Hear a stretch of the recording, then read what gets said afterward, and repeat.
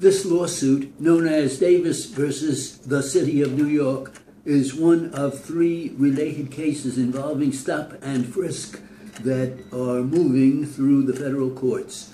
The broader case charges police with stopping and frisking hundreds of thousands of people a year on the basis of race. The hard case was brought on behalf of residents of private apartment buildings who say they were illegally stopped, ticketed, or arrested in police sweeps similar to those conducted in public buildings.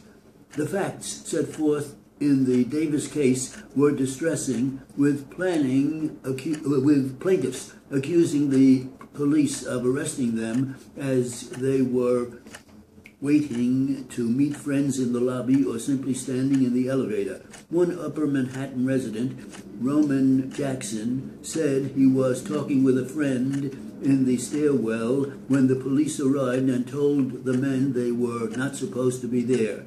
Mr. Jackson politely explained that he lived in the building. The two were nonetheless ordered up against the wall, frisked, and then arrested.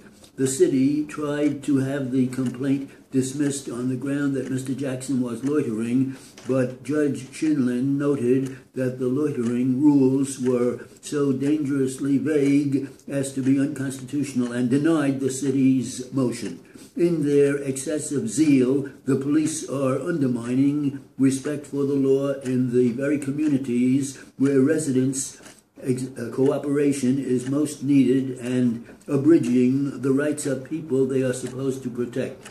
Last week began without a farm bill, a legislative lapse of shameful proportions.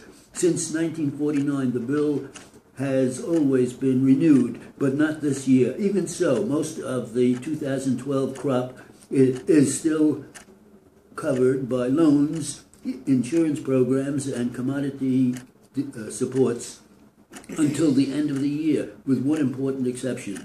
That exception is dairy farmers. When the Farm Bill expired, so did the Milk Income Loss Contract Program, which pays dairy farmers when milk prices, which are always volatile, fall below a set level. The payment is also adjusted to the price of feed, which has been high thanks to record corn prices and will be much higher after this year's nationwide drought.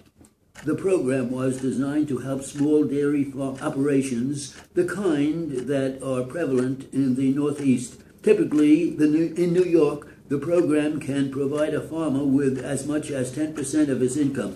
For all too many farmers caught between diminishing demand for milk, historically low milk prices, and historically high grain prices, that is the difference between bare survival and certain insolvency. We are not fans of price supports, including dairy subsidies, but there is a special argument to be made in the case of small-scale dairy farming in the Northeast.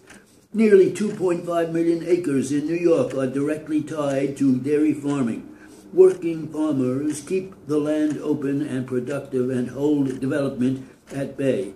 When Congress returns, it needs to make sure that the program payments are restored even before it goes back to work on the Farm Bill. The Senate has passed its version of the bill, but the House has not. Some House members seem to think that they have all the time in the world. Dairy farmers know better. Without the milk program, help for many of them will come too late. The street of New York City has become a lot more dangerous in the last year.